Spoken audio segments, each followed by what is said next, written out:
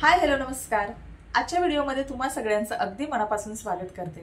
तर मैत्रिणींनो, आजच्या व्हिडिओमध्ये मी तुमच्यासोबत आपली केस गळती जी आहे तर ती कमी करण्यासाठी कोणत्या गोष्टी आपण केल्या पाहिजेत आणि कोणत्या गोष्टी टाळल्या पाहिजेत तर ते सविस्तरपणे व्हिडिओमध्ये शेअर केलेला आहे। तर व्हिडिओ शेवटपर्यंत पहा। नक्की हा व्हिडिओ तुम्हाला युजफुल आणि इन्फॉर्मेटिव्ह ठरणार आहे। जर तुम्हाला व्हिडिओ आवडला तर नक्की व्हिडिओला लाईक करा आणि चॅनलला सबस्क्राइब सुद्धा करा। तर चला, आता केस गळती आपली जी आहे तर ती कमी करण्यासाठी पहिली गोष्ट आपल्याला करायची आहे ती म्हणजे आपल्या केसांना व्यवस्थित तेलाने मालिश करायची आहे।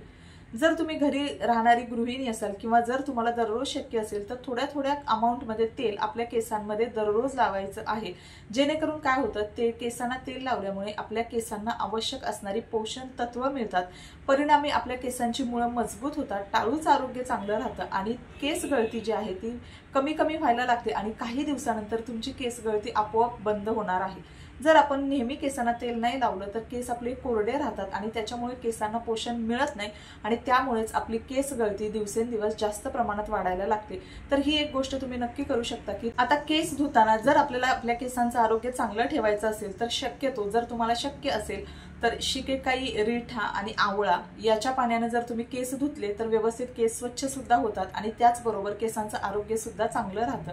जर तुम्हाला या गोष्टी शक्य नसेल तर तुम्ही एखादा हर्बल शॅम्पू किंवा एखादा केमिकल फ्री जो शॅम्पू तुमच्या केसांना सूट होतो तर तो व्यवस्थित शॅम्पू तुमच्या केसांना होत असेल तर त्या शॅम्पूने तुम्ही तुमचे केस धुवा, जेणेकरून काय होईल तो शॅम्पू तुम्हाला सूट झाल्यामुळे केस गळती जी आहे ती व्यवस्थित कमी होण्यासाठी मदत होणार आहे। आता केस धुताना आपण जेव्हा शॅम्पू अप्लाय करतो तर तो शॅम्पू डायरेक्ट हातावर घेऊन कधीही आपल्या स्कॅल्पवर केसांवर अप्लाय करायचा नाही।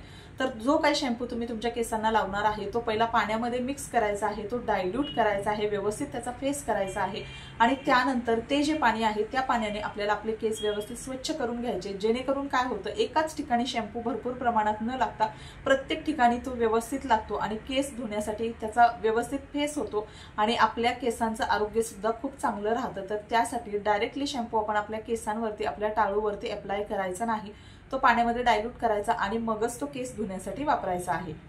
आता केस धुतल्यानंतर केस सुकवण्यासाठी बऱ्याचदा आपण बघतो की टॉवेलने व्यवस्थित असे ते झटकले जातात केस आणि मग ते व्यवस्थित सुकवले जातात। तर असं न करता केस धुतल्यानंतर सुकवण्यासाठी पहिली गोष्ट म्हणजे ते नॅचरली केस सुकू द्यायचे आहेत आणि नॅचरली केस सुकण्यापूर्वी जेव्हा आपण केसांमधलं पाणी टिपून घेतो तर ते पाणी एखाद्या कॉटनच्या कपड्याने किंवा आपला जुना टी शर्ट असेल कॉटनचा वगैरे त्याने व्यवस्थित हलक्या हाताने पुसून घ्यायचं आहे। एकदम घासून किंवा रगडून आपल्याला केसांमधलं पाणी टिपून घ्यायचं नाही, जेणेकरून काय होतं आपण केस धुतलेले असतात, थोडंसं कोमट पाण्याचा वापर केलेला असतो, त्यामुळे केसांची मुळं जी आहेत तर ती कमकुवत झालेली असतात आणि त्यामुळे जर आपण झटकून ती केस सुकवायला गेलो तर त्याच्यामुळे त्या केसांच्या मुळांना हानी पोहोचू शकते आणि केस गळती आपली जास्त वाढू शकते। तर त्यासाठी केस धुतल्यानंतर सुद्धा कॉटनच्या एखाद्या कपड्याने किंवा जुन्या टी शर्टने ते व्यवस्थित हलक्या हाताने त्याच्यामधलं पाणी व्यवस्थित आहे ते टिपून घ्यायचं आणि त्यानंतर केस आपले नॅचरली सुकू द्यायचे आहेत।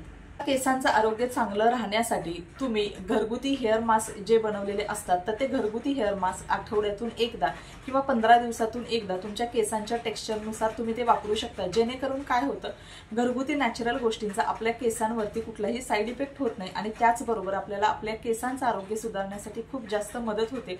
तर अशा पद्धतीचे हेअर मास्क जे आहे त्याचे व्हिडिओ ऑलरेडी मी चॅनलवरती अपलोड केलेले आहे, तुम्ही ते रेफर करू शकता किंवा तुम्हाला जो हेअर मास्क सूट होत असेल तर तो हेअर मास्क तुम्ही आठवड्यातून एकदा किंवा 15 दिवसातून एकदा तुमच्या केसांवरती अप्लाय करू शकता, ज्याच्यामुळे आपल्या केसांचं आरोग्य चांगलं राहण्यासाठी खूप जास्त मदत होणार आहे। जर तुम्ही केसांना मेहंदी लावत असाल आणि त्या मेहंदीचा रंग एकदम छान आपल्या केसांना यावा असं वाटत असेल तर ज्यावेळी तुम्ही केसांना मेहंदी लावता त्यानंतर केस धुताना एकदम साध्या पाण्याने तुम्हाला केस धुवायचे आहेत, कुठलंही केमिकल त्यावेळी वापरायचं नाहीये आणि ते केस सुकल्यानंतर तुम्ही व्यवस्थित केसांना तेल लावायचं आहे, तेलानं छानपैकी मसाज करायची आहे आणि त्यानंतर नेक्स्ट टाइमला जेव्हा तुम्ही केस धुणार आहात त्यावेळी तुम्हाला शॅम्पू वापरायचा आहे, जेणेकरून या प्रोसेसमध्ये जी मेहंदी आपण केसांना लावली होती त्याचा कलर जो आहे तो आपल्या केसांमध्ये व्यवस्थित मुरतो आणि जेव्हा आपण शॅम्पू करतो त्यावेळेस केसांना छानपैकी शाईन येते आणि तो कलर जो आपण केसांना लावलेला असतो मेहंदीमध्ये तो व्यवस्थित उठून दिसतो आपल्या केसांना आणि केसांचं आरोग्य सुद्धा एकदम छान व्हायला मदत होते। आपल्याला आपल्या केसांचं आरोग्य चांगलं राखण्यासाठी जेव्हा आपल्याकडे केळी आपण आणतो आणि ती खराब झालेली असतात तर ती केळी अशीच टाकून न देता त्या पिकलेल्या केसांचा एक छानपैकी हेअर मास्क तयार करायचा आणि तो आपल्या केसांवरती लावायचा आणि त्यानंतर एक अर्धा तास वगैरे तो केसांवरती ठेवायचा आणि त्यानंतर शॅम्पू करायचा, ज्याच्यामुळे काय होतं आपल्या केळी सुद्धा वाया जात नाहीत आणि दुसरी गोष्ट म्हणजे त्याच्यामुळे आपल्या केसांना चांगला बेनिफिट होतो, केस आपले सिल्की शायनी आणि मजबूत होण्यासाठी सुद्धा मदत होते। आपल्या केसांचं चांगलं आरोग्य राहण्यासाठी आपण जास्तीत जास्त केमिकलयुक्त शॅम्पू न वापरता हर्बल शॅम्पू वापरण्याचा प्रयत्न करायचा। कुठलाही शॅम्पू जो आहे तो आपल्या केसांचं आरोग्य किंवा आपल्या केसांची वाढ करू शकत नाही, फक्त आपले केस स्वच्छ धुण्यासाठी किंवा धुण्यासाठी फक्त शॅम्पू मदत करतो। तर त्यासाठी आपण केमिकल विरहित किंवा हर्बल शॅम्पू वापरायचा, ज्याच्यामुळे काय होतं आपल्या केसांना कोणतंही नुकसान होत नाही आणि आपली केस गळती सुद्धा कमी प्रमाणात होण्यासाठी खूप जास्त मदत होते। खोबरेल तेल प्रत्येकाच्या केसांना सूट होतं, पण खोबरेल तेल जर तुम्ही थोडंसं कोमट करून मग ते केसांना लावलं तर त्याचा केसांना खूप जास्त इफेक्ट मिळतो आणि ज्याच्यामुळे आपल्या केसांना खूप जास्त पोषण लवकर मिळायला मदत होते। जर तुम्हाला खोबरेल तेलाच्या ऐवजी तुम्ही आर्गन ऑइल वापरू शकता किंवा बदाम तेल वापरू शकता, याचे सुद्धा आपल्या केसांसाठी खूप जास्त फायदे आहेत। किंवा तुम्ही त्याच्यामध्ये व्हिटॅमिन ई ची कॅप्सूल सुद्धा टाकू शकता, त्याचा सुद्धा आपल्या केस वाढीसाठी खूप जास्त फायदा होतो। परिणामी आपली केस गळती कमी प्रमाणात होण्यासाठी सुद्धा याचा भरपूर जास्त मदत होते। केस गळती कमी होऊन आपल्या नवीन केसांची वाढ चांगली होण्यासाठी तुम्ही जे काही सिरम असतात तर ते सिरम सुद्धा वापरू शकतात। यासाठी घरगुती सिरम सुद्धा तुम्ही बनवू शकता, कुठेही आपल्याला बाहेर जायचं नाही आणि कुठेही 1 रुपयाही खर्च करायचा नाही। तर त्यासाठी घरगुती सिरम जे असतात, मेथीच्या बिया ज्या असतात त्या सुद्धा केसांसाठी खूप गुणकारी असतात, त्याच्यापासून सुद्धा आपण सिरम बनवू शकतो। त्याचे सुद्धा व्हिडिओ मी चॅनलवरती अपलोड केलेले आहेत, ते तुम्ही रेफर करू शकता। तर अशा पद्धतीचं सिरम जे आहे ते तुम्ही आठवड्यातून 2 वेळा किंवा जर तुम्हाला दररोज शक्य असेल तर तुम्ही दररोज ते अप्लाय करू शकता, जेणेकरून आपल्या केसांना छानपैकी मजबूती सुद्धा येते आणि केस जे आपले आहेत ते सिल्की शायनी आणि लांबसडक होण्यासाठी सुद्धा खूप जास्त मदत होते। कांद्याचा रस आपल्या केस गळती कमी करण्यासाठी खूप जास्त महत्त्वाचा आहे, हे आपल्या प्रत्येकालाच माहिती आहे। जर तुम्हाला सुद्धा खूप जास्त प्रमाणात केस गळती होत असेल तर तुम्ही कांद्याच्या रसाचं जे काही ॲप्लिकेशन आहे ते तुमच्या केसांवरती करू शकता, ज्याच्यामुळे काय होतं आपल्या टाळूचं ब्लड सर्क्युलेशन चांगलं राहतं, टाळूचं आरोग्य चांगलं सुधारतं आणि त्याच्यामुळे आपल्या केसांची वाढ चांगली होते आणि केस गळती जी आहे ते कमी प्रमाणात होण्यासाठी मदत होते।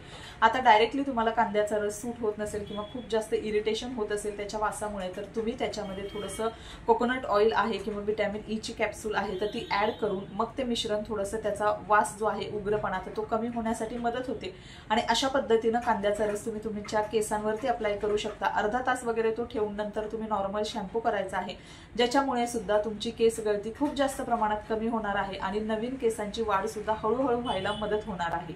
आता केस धुतल्यानंतर लगेच आपल्याला केस विंचरायचे नाहीत, केस धुतल्यानंतर ते नॅचरली व्यवस्थित सुकू द्यायचे आहेत आणि केस सुकल्यानंतर मगच आपल्याला केसांमधला गुंता जो आहे तो काढायचा आहे, केस व्यवस्थित विंचरून घ्यायचे आहेत। आता केसांमधला गुंता काढण्यासाठी तुमच्याकडे लाकडी कंगवा असेल तर एकदम चांगली गोष्ट आहे, जर तुमच्याकडे लाकडी कंगवा नसेल तर मोठ्या दाताचा जो कंगवा असतो तर तो तुम्ही केसांमधला गुंता काढण्यासाठी वापरू शकता, ज्याच्यामुळे काय होतं आपल्या केसांची हानी जी आहे किंवा केसांना जास्त त्रास होत नाही, केस जास्त आपली गळत नाहीत। केसांमधला गुंता काढताना किंवा केस धुतल्यानंतर विंचरताना केस खालच्या बाजूने पहिला गुंता काढून घ्यायचा आणि मग वरच्या बाजूने आपल्याला गुंता काढत यायचा आहे, ज्याच्यामुळे आपला केसांमधला जास्त गुंता आहे तो निघत नाही आणि केस आपले जे जास्त प्रमाणात गळायला लागतात, जेव्हा आपण वरून गुंता काढायला सुरुवात करतो तेव्हा तो गुंता खाली खाली खाली घेत जातो आणि त्याच्यामुळे खूप जास्त प्रमाणात आपली केस गळती होते।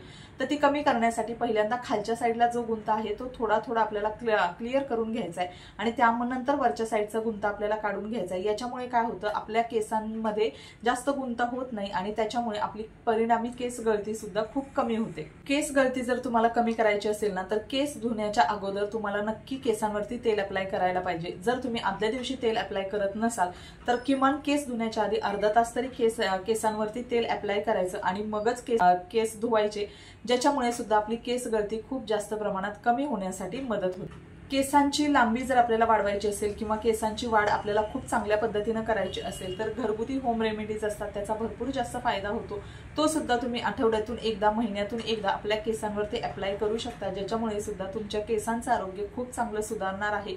केस गळती कमी होणार आहे आणि काही दिवसांमध्येच तुम्हाला तुमच्या केसांमध्ये फरक सुद्धा दिसणार आहे, केसांची तुमच्या लांबी सुद्धा वाढलेली दिसणार आहे।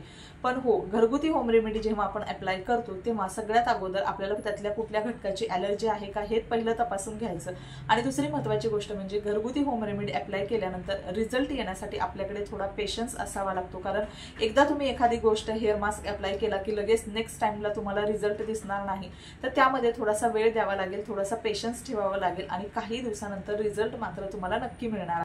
केसांची गळती कमी करून नवीन केसांची वाढ आपल्याला करायची असेल तर जसं आपण एक्सटर्नली केसांची काळजी घेतो त्याचबरोबर इंटरनली सुद्धा आपल्याला आपल्या आहारामध्ये मेथीच्या बियांचा वापर करायला पाहिजे। त्यासोबत तुम्ही कढीपत्ता सुद्धा दररोज थोडासा तुमच्या आहारामध्ये घेऊ शकता।